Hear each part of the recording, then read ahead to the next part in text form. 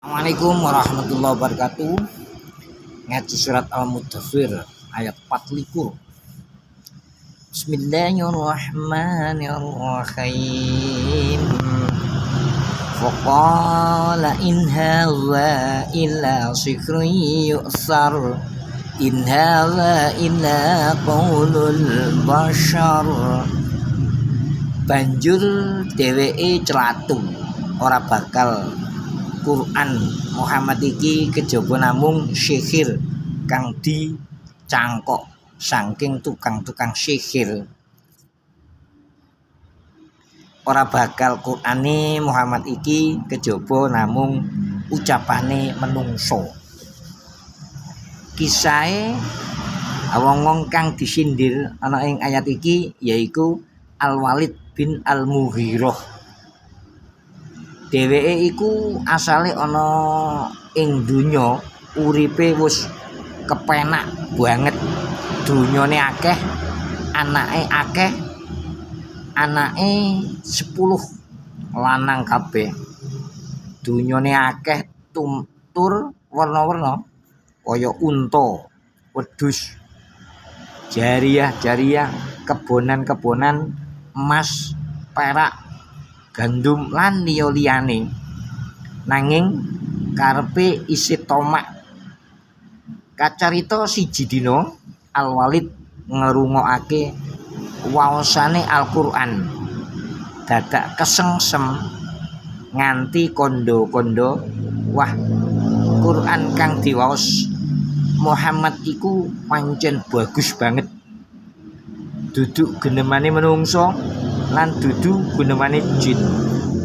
Wis cekak cukupe, ora ana ucapan kang bisa ngungguli. Kacarita gunemane Al-Walid iki dirungokno dening kafir Quraisy. Ana ing kalangan kafir Quraisy banjur dadi geger. Abu Jahal banjur celatu. Wis padha menengo bae, aku kang nyukupi. Abu Jahal nuli berangkat nemoni Al-Walid. Nuli lungguh ana ing sisihe sarana ngatonake susahe.